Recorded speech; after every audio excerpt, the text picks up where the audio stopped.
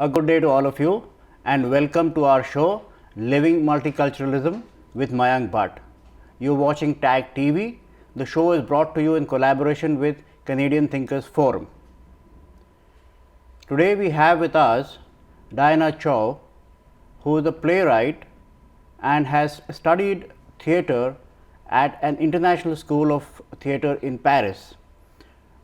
She has done two really important plays, and plays which have kind of changed the way in which we look at history, we look at the way in which history should be depicted, and why history missed these important aspects of an event that was really a worldwide phenomenon.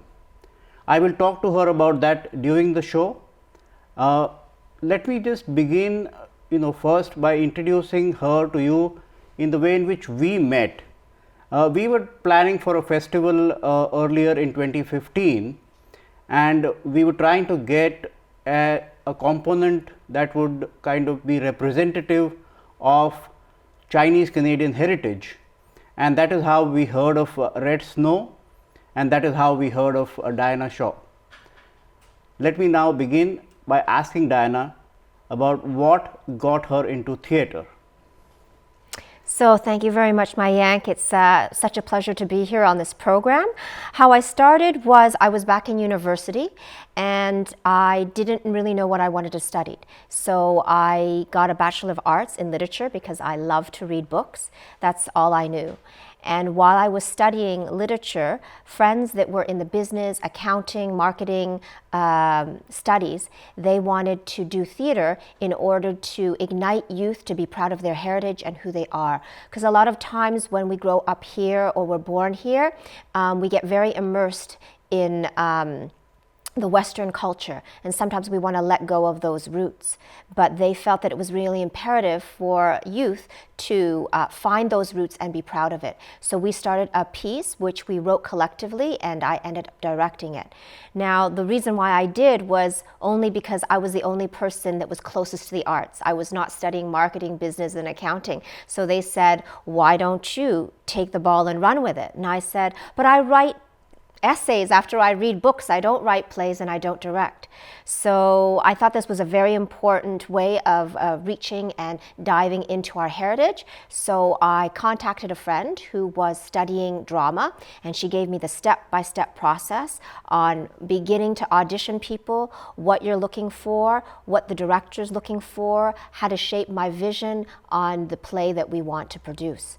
So all the accountants and the marketing people, they were really good in finding venues and places. So I gave them a list of what was needed, and they were very efficient in finding that. So we started this play, which was about a young boy denying his Filipino heritage and wanting to be like the rest, whatever it means to be Canadian.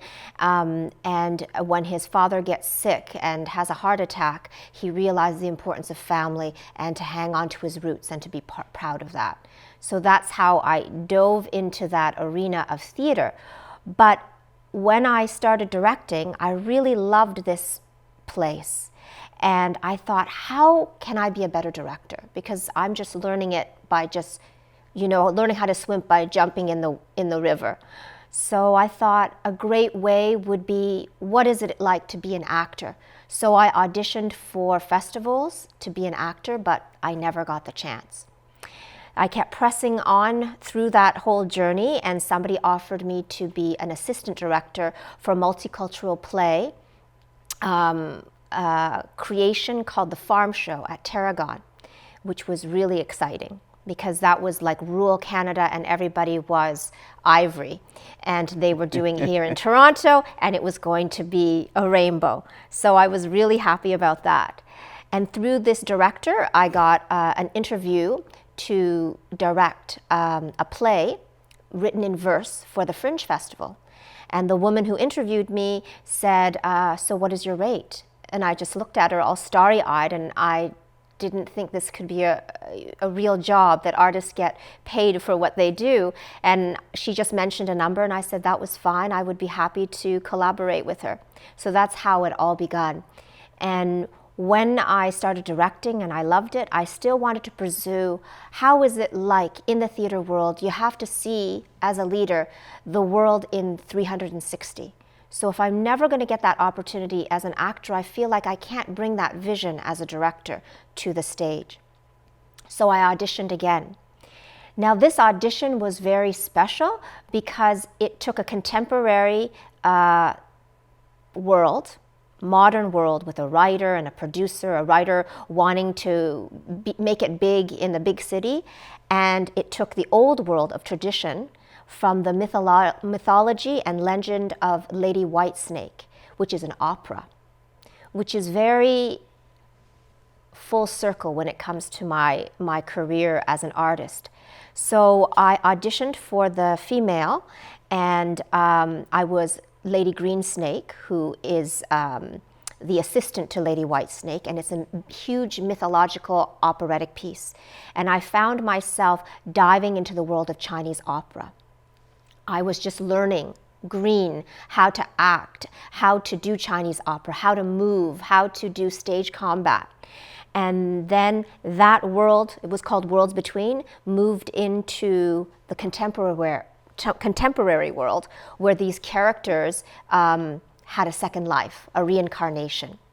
So I learned a little bit of old school from my own roots of theater, as well as balancing it with contemporary theater.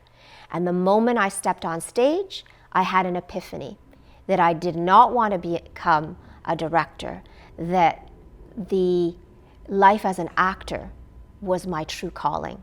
And from there, I started taking workshops, but I wanted to be more serious. So I was guided to go to a theater school, an international theater school, since I already had my degree, to go to Paris, where I would meet other writers, other directors and actors, all collaborating together to create new work, which is a perfect forum for me. So what was your experience at this International School of Theatre in Paris?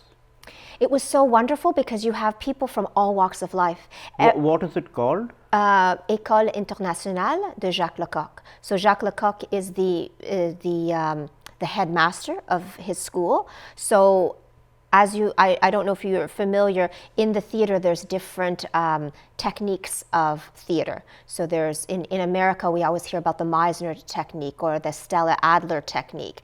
And in Europe there is Jacques Lecoq, there's different, when you're studying the arts, a master, and the master carries down his philosophy of creating theater or acting in theater. So I followed this gentleman, Jacques Lecoq, because he was inspired by people creating their own work, their new work, but through different techniques that are traditional. So that was a perfect forum for me because it was a place where I could explore my traditional roots as a Chinese person of Chinese heritage, and also be in the European Western world of theater and theater creation. So after you come back, you continue with your playwright, your theater activity, and then what really inspired you to get involved with the whole concept of comfort women and the Red Snow, and then subsequently continuing the story with Comfort? I want you to kind of take us through that journey that kind of changed you as a creative person and as an individual. Well, when I got back and graduated, I followed the same path as many North American actors do. They get an agent and they wait for the call and they go for an audition. But at the same time, I was also propelled by my roots in theater to create my own work. And I was watching a television program, a documentary, and it was called In the Name of the Emperor. And it was the first time I heard about a forgotten Holocaust that happened in Asia in World War II. And I was shocked because we hear a lot about World War II, but we never know what happens in Asia. So it's been not an inclusive history, it's been an exclusive history. And I wondered what happened to the rest of the world if it's called World War. So when I saw this documentary and I found out such atrocities happened, I felt that it was imperative for me to speak about it because I had the knowledge. So what do I do with this knowledge is I have to do something about it to make a change through my own medium, which is theater, which is art. So I started researching about it, but when it came to finding answers, my community was very closed. They didn't want to talk about the Holocaust. They didn't want to talk about the tragedies and the atrocities because it was too painful. In that same year, that was 1997, it was the 60th anniversary of that forgotten Holocaust. And a woman named Iris Chang, who's an American journalist and writer, came out with the first history book called The Rape of Nanking, The Forgotten Holocaust of World War II. So I met her in Toronto while she was doing her book launch, and I bought her book, she signed it, and it was the first path I could in finding some answers to my questions and to delve deeper into this sadly forgotten part of history. And I began writing Red Snow about a granddaughter who lives with her grandfather, who is silenced by this tragedy, and she looks for her grandmother's silent story because he refuses to talk about it. And the one thing that ignites her is her nightmares about an opera that allowed her grandparents to fall in love, and her grandmother appears in it, but never sings. So she knows that her grandmother is calling her from the other side to break the silence and to tell the story. And so she goes to China to find that story, and on her way, she falls in love with her grandfather's enemy. And together, they go on this path, searching for the grandmother's silent story, only to return to find the real story in the home and the heart of her grandfather. And it is a play that centers on peace and reconciliation versus just pointing the finger at the enemy. And I think that's where it speaks globally, because there are many genocides and many Holocausts around the world. And when I did this play, many audience members from all different nationalities, Chile, Pakistan, everywhere, came up to me and said, we also have a genocide and a Holocaust that nobody wants to talk about. And thank you for speaking, because it speaks to all of us. It's always a challenge to combine historical material with something that is a fiction. And it would be especially so when you do that in the form of theater, in the form of a play. Would you want to kind of describe how that creative process worked in your case? Well, for me, I had a really unique opportunity in 2008 and 2009 through an organization called Alpha Education. Prior, it was called Toronto Alpha, and that stands for the Association of Preserving the Learning and Preserving the History of World War II in Asia.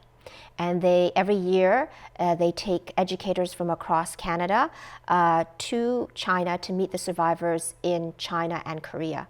So I had that opportunity to meet survivors, and prior to that I had a concert poetry fundraiser so that I could go and meet survivors in Nanking. That was in 2008 January.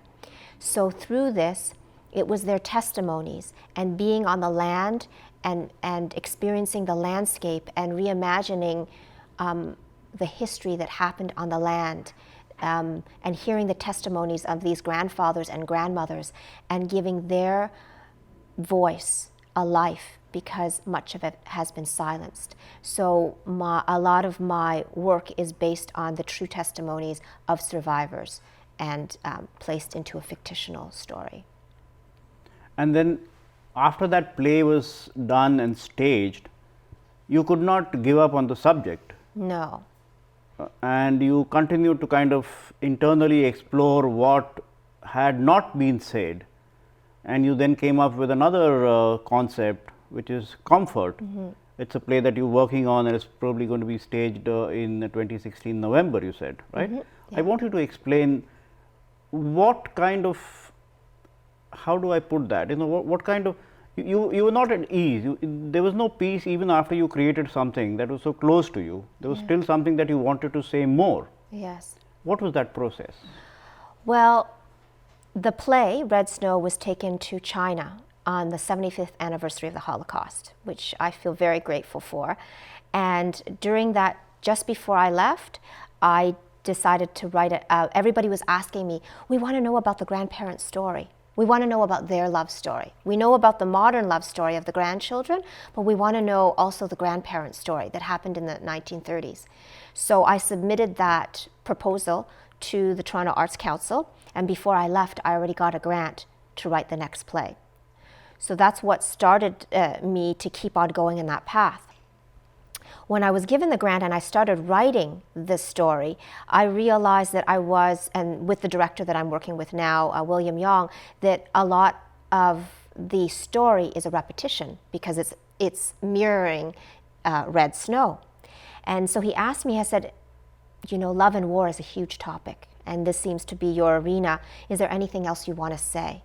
Because whatever you did in Red Snow, you don't want to say the same thing.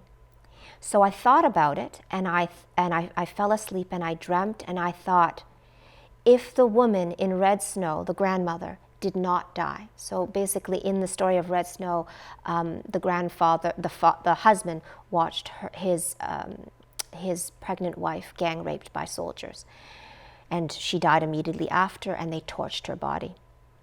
So I said, what about the women that did survive the rape and had to survive again and again, that resilience to keep on going?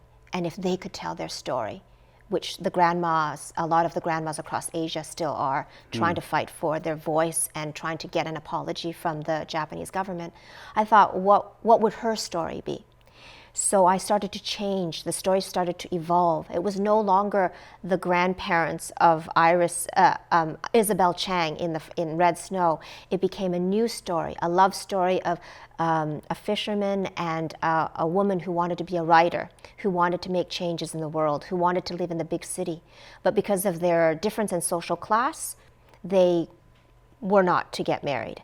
But they fell in love again through the opera.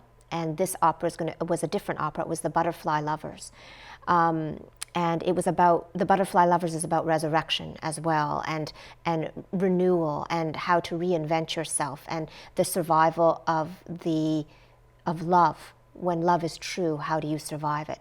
So they decide to elope, and they go to Shanghai, and on their way, the soldiers are coming, the war is on, and they are taken by a widow to her home.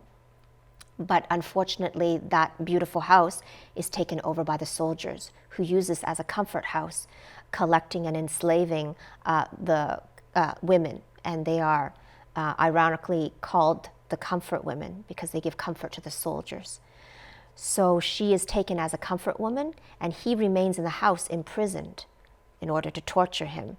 So this is the love story of a couple who came to a city to be together forever, to start a new life when you're a teenager and you have all these ideal visions of what the world could be, very pastoral, into the destructive, dark world of the atrocities of war and being imprisoned in a horror house and having to survive that. And how do you survive that? And they survive that through their passion and their love of music. They sing to each other through the walls, and their love is strong. There are times when they want to commit suicide, but the power of music and their love for each other brings them to the end of the war. So this story reflects and honors all women and their resilience in war. So that story evolved from me taking the first story forward. But I have to add that at that same time when I came up with this idea, I got an email from one of the ladies, one of the CEOs at Alpha Education. And it was an article about a Chinese woman who wasn't a comfort woman, who gave birth to a son, which were one of the Japanese soldiers' children. And a lot of those children are very ostracized in the society. And about her testimony, and about a book which finally came out in 2013 of 12 Chinese comfort women, because it took quite a few years to compile the testimonies and make sure that the stories were, correct and following the thorough line of the thoughts of the women and their journey It's through the the book war. that you gave me, right? Yeah, It's Chinese a very, comfort it's a very women. difficult book to read at one go. You can't actually read it. It's horrendous in a many different ways. And I'm sure putting together that material into so that it comes into public eye is a very important task for you as a Canadian of Chinese origin. What I want to ask you next is about how it has been for you to work in the Canadian society, where multiculturalism is such an important topic and such an important issue. Do we get it right? Do we need to go somewhere with it? Are we doing everything the way we should be doing? What are your views about this? Considering that you were born and raised here, you are not somebody who came here, what do you think about this? I think we're very fortunate as Canadians to be here, because I think there's a lot of opportunity in the arts. Everything that I've done, from the writing to the development to the production, was largely funded by the Toronto Arts Council, the Ontario Arts Council, and the Canada Council for the Arts. So I'm very grateful for that. I know that talking with writers and producers from other countries, I was in Sweden a couple of years ago, 2012. Boy, a lot of things happened in 2012, because I produced the play twice, and I also went to the International Playwrights Conference for Women, and it was in Sweden. And I hear a lot of the women in different countries, they struggle because they don't have the funding to carry on their work. They're sometimes borrowing or stealing to get their voices heard. So I feel as a Canadian, we're very lucky to have those opportunities.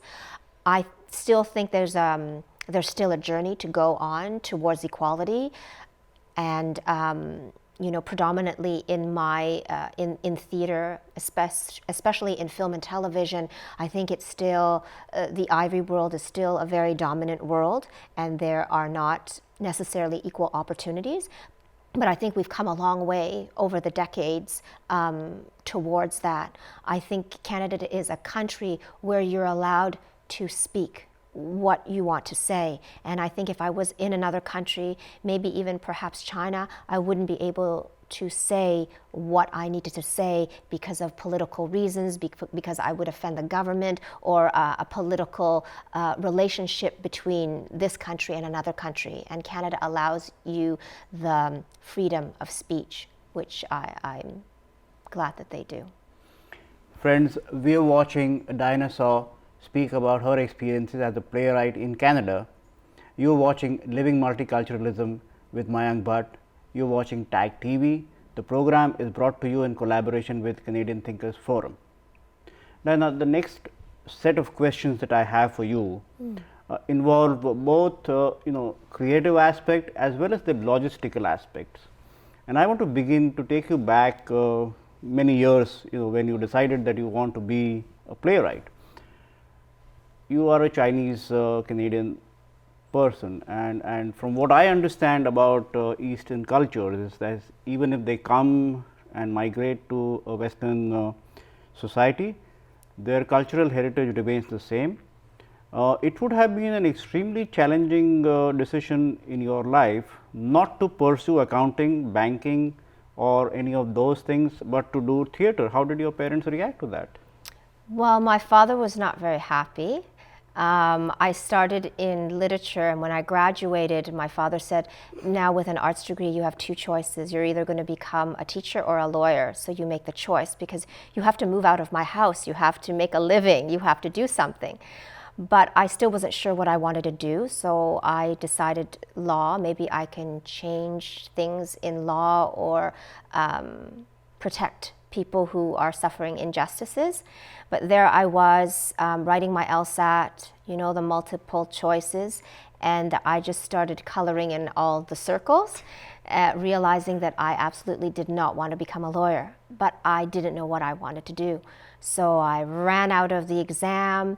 I heard the bell ring. I ran out of the exam and I called my mother and I said, I failed the exam. She goes, how do you know? I said, because I was just coloring all the dots. I think I was even making a picture. I just know I don't want to be a lawyer, but I don't know what I want to be. I know this is going to upset my father, but why should I go forward in doing something that I'm not passionate about? And keep figuring it out. So my mother said, dry your tears, come home, we'll all figure it out. So thank goodness for my mom, or I wouldn't be in theater. So when I was working and I decided to do my 4th year in literature while figuring this all out, that's when I started working with my friends that are accountants and marketing. And the reason why I wouldn't do accounting and marketing and actuarial science is because I absolutely am terrible in math. I can't believe I got into university because at least you need 1 math to get into university. So I had to go to night school to get my math credit in order to get into university. So I know that wouldn't be my department, but I really didn't know what I wanted to be. And because I was working and I fell into this group of students who were passionate about arts, but had the business capability to make it happen, I was very lucky to. I think it was serendipity that I ended up where I was. I wish I knew this earlier so that I could have had a longer career and experience in theater. But I guess everybody's journey is the way it is because it's what brings the richness through the time and through the experience that you live. One of the issues that a lot of creative people who are not, of so-called Canadian heritage, or who have multiple heritages, I would say, is that they are often criticized for not bringing Canada to life in their work, but continue to kind of, look back upon their own heritage and highlight that in some way, in some form or the other. Do you think is that a valid kind of point that is made? Do you think that we should be looking at more creativity that involves necessarily people from different backgrounds, but is based in Canada and talks about Canada?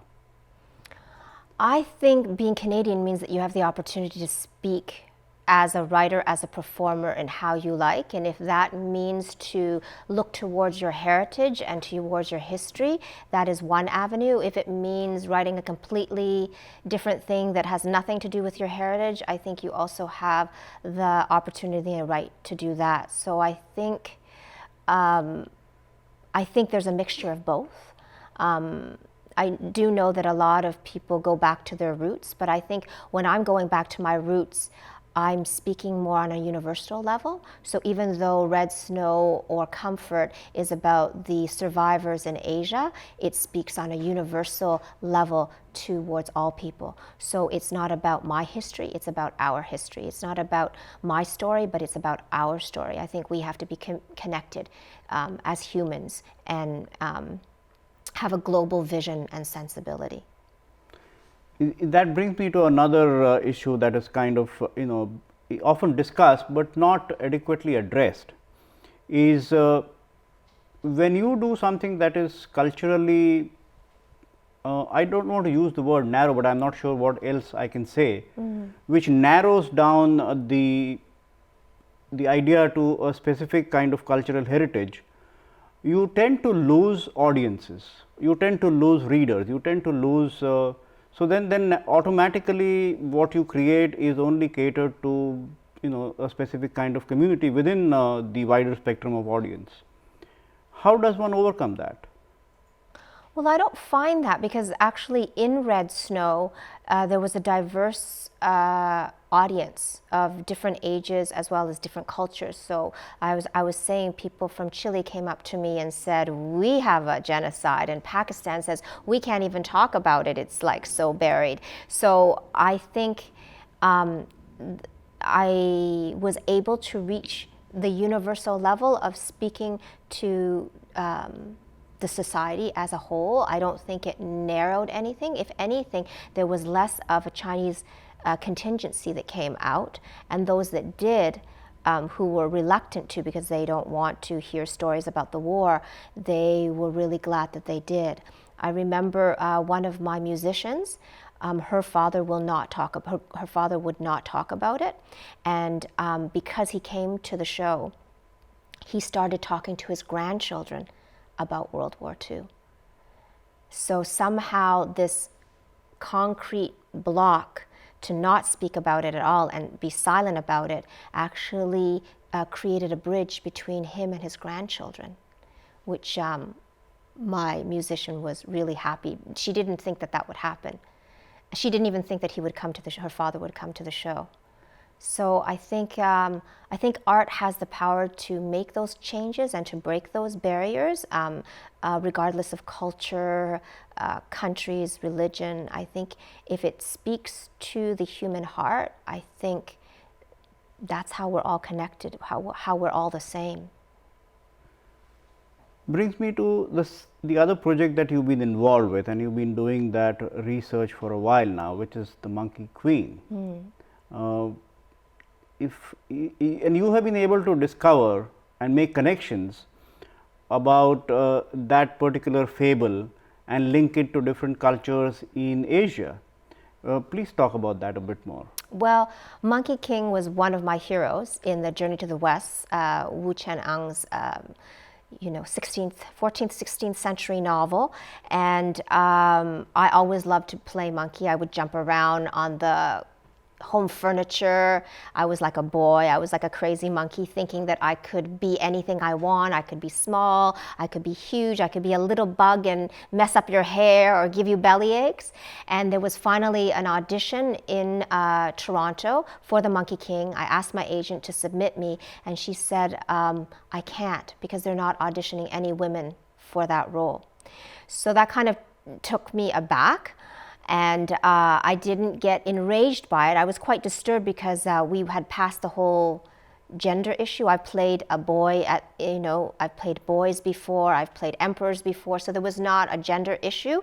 I thought we were past that in this century. And so I was invited to a private storytelling workshop, and there was a live violinist, and they said, you're going to jam with this live violinist and you tell whatever story you'd like to tell. So I started talking about the Monkey King, and he's riding on a raft, and I was just jamming with the musician. And then when it stopped and we were on break, I had an epiphany. I said, my goodness, I don't want to be the Monkey King, because I'm the Monkey Queen. She hasn't even been born yet.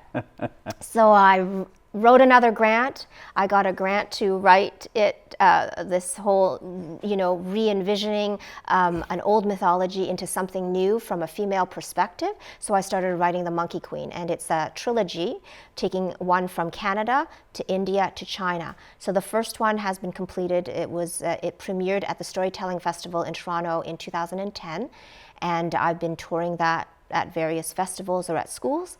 And I just recently got a grant to work on India now.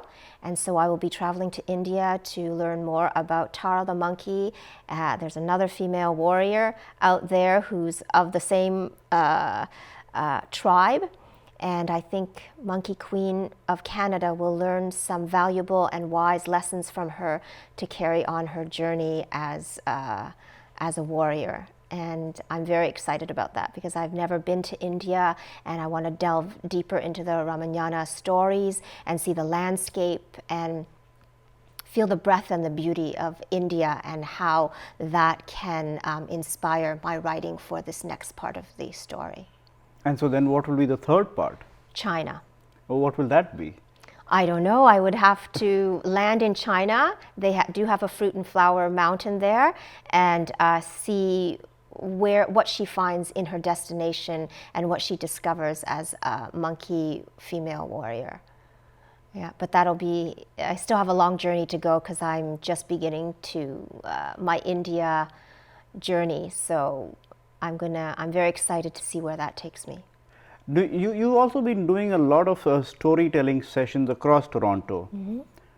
What is it that, what kind of experience, how would you differentiate storytelling from actually saying it rather than writing it? Well, writing it is a very solitary profession, and also from the audience point of view, it's very solitary because it's one person opening a book and reading your work. But in storytelling, it's live.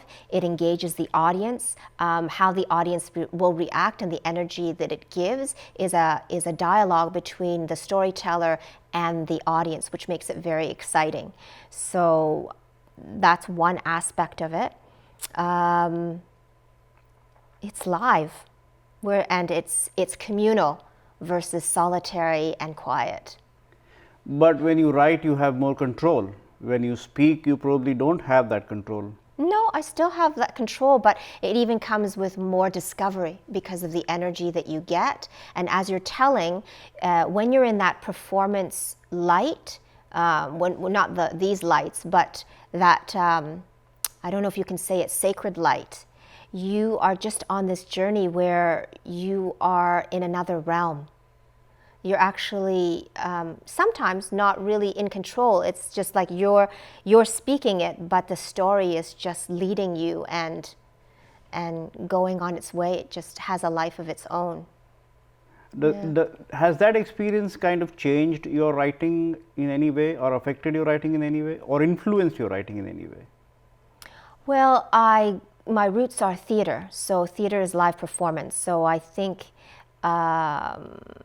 they go hand in hand. They're partners. I can't really say which one influences one more, but as an actor, I can act in each part of the characters that I write and see how much deeper I can get into it by performing it to myself or to other people, or have other people read and perform it to get feedback. What is it that you intend to do after you are finished with the series of preoccupations that you have right now? Well, so Monkey Queen is a trilogy, so I want to complete all three. By when do you think that would be done? Maybe in the next 5 years? Hopefully.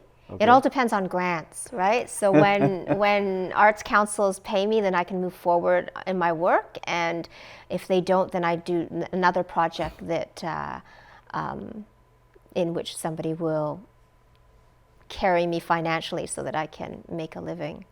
Do you find it frustrating, or the delay that normally is involved with these processes?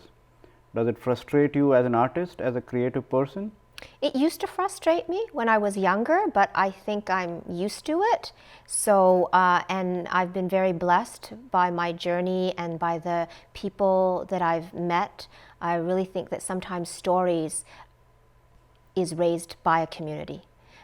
Just you inviting me here opens up my voice to the community. When we have our storytelling events, Birds of a Feather, which you had mentioned that I share with Rubina Sinha, we invite the community to come, whether professional or amateur, to share their stories based on a theme that we give, such as The Gift, and people would submit their ideas, we interview them, and then we would choose 5 to 7 storytellers from the community, and we used to congregate at Wind Up Bird so that we can share food, eat, and enjoy, and then hear each other's stories. Now we... Wind Up Bird, by the way, is a cafe in Toronto, which is now under new management. So as of summer, we lost our nest at Wind Up Bird Cafe. So we've been nomadic, and our previous place was a garden, an artist garden at Davisville and Yonge, which was really fantastic.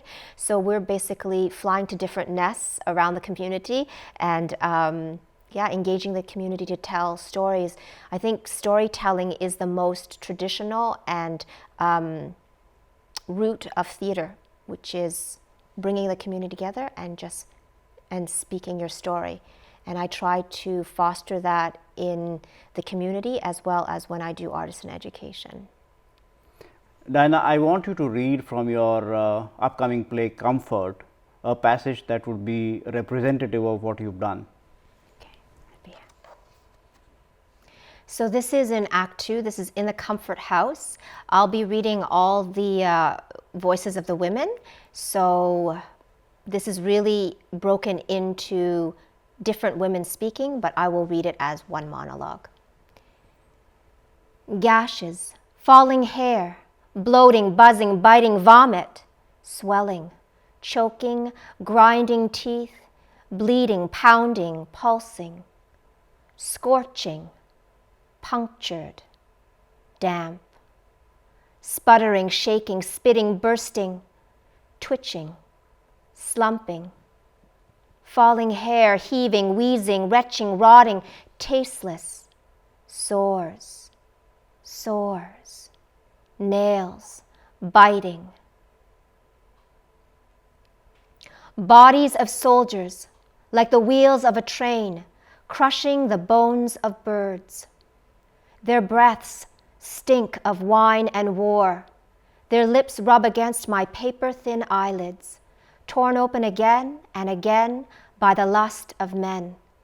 Hungry leeches biting down on my spirit, eating our sweet youth, licking away our innocence. The stench of their sweat sinks shame into my skin. Their weapons tear into me, reckless, fierce, endless. I roll over to vomit up this nightmare, glance over my shoulder to see the imprint of my ghost on the soiled mattress.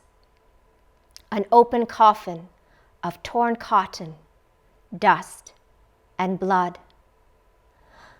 My head pounds against the ground, begging the goddess for mercy. When I look in the mirror, I found 3 strands of white hair, but I'm only 16. I passed by 17 dead flies today, walking back and forth along the corridor. I gave birth to a boy. He was stillborn. They dangled him by his tiny ankle like a piece of pork and threw him to the dogs. Leaning against the wall, I've counted up to 100,593,692 seconds. There was so much blood. Every day was the same. I wished for something different, something better. Standing in line, cutting the same curves for the same shapes of shoes. No one complained. My work was neither sloppy nor very good. I miss the smell of green under the trees near the factory in springtime. Will I return home to collect fallen leaves, to flatten between the pages of my book? Who will teach my little brother grammar? My mother must wonder why I never came home that day. Many mothers must be crying for their lost daughters. We wish you the very best, Diana. Thank you for being with us. Friends, you were watching Diana speak about her experiences as a playwright in Canada. This is Living Multiculturalism with Mayank Bhatt. You're watching TAG TV. The program was brought to you in collaboration with Canadian Thinkers Forum. Thank you for being with us. We invite your suggestions to change the format of the program, improve it in the way you want it to be. This is your program. You have the right to change it the way you want it, make it what you want it to be. We look forward to hearing from you. Thank you for being with us today. #1 multicultural channel. This is TAG TV.